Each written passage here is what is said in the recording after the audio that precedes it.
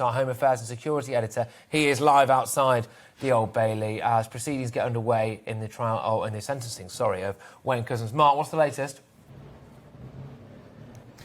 Well, that sentencing hearing has now got underway here at the Old Bailey. We're hearing really about the events that led up to the kidnap and rape and murder of Sarah Everard on the 3rd of March this year. Now, we're told that Wayne Couzens, of course, who was serving Metropolitan Police Officer, he was an armed police officer with the Diplomatic and Parliamentary Command, these officers that guard buildings like Downing Street, the Houses of Parliament, etc. He had been in plain clothes that day. He was not on duty, but we're told by the prosecutor who's been laying out the case before sentencing of Wayne Couzens tomorrow that he was wearing a police issue belt, the kind of belt that sometimes the plainclothes officers will wear, that contains their handcuffs, pepper spray, other policing items, a very distinctive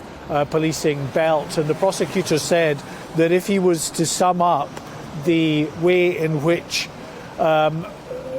that Sarah Everard met her death, he said in 5 words, it would be deception, kidnap, rape, strangulation and fire. Effectively, what Wayne Couzens did was to trick Sarah Everard, we understand, into getting into that vehicle with him, kidnapped him, drove her down to Kent, to a spot in Ashford in Kent, a wooded area where we understand that she was raped, she was strangled, and that he attempted to dispose of her body by setting fire to her. It's really horrific and gruesome stuff that we're hearing here at the Old Bailey. He then stuffed Sarah Everard's remains into a builder's bag and dumped them in that wooded area, hoping they would never be discovered, but they were.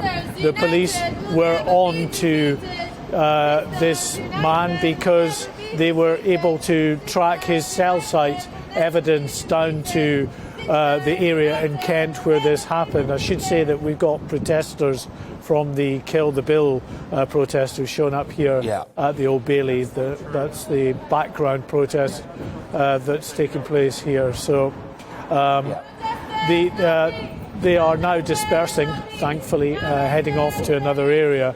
But they made their voices heard just 5 minutes or so ago in a protest here. As I say, as far as the evidence is concerned, we're getting it set out over the course of the next 2 days because Wayne Couzens eventually pleaded guilty to the kidnap, the rape and the murder of Sarah Everard. That case was never put before the courts, so the summary of the case is being outlined here over the next 2 days. We'll hear about this story that he concocted, this fantastical story that actually he kidnapped Sarah Everard for an Eastern European organised crime gang. He claimed that he owed a crime gang money because he'd used prostitutes, he was in debt, and they ordered him to kidnap a woman. He later retracted that and admitted the kidnap, rape and murder of Sarah Everard. As I say, the 2-day hearing now underway with lots more evidence to come out in the hours ahead. Goodness gracious me, Mark, it's harrowing stuff. Thank you very much.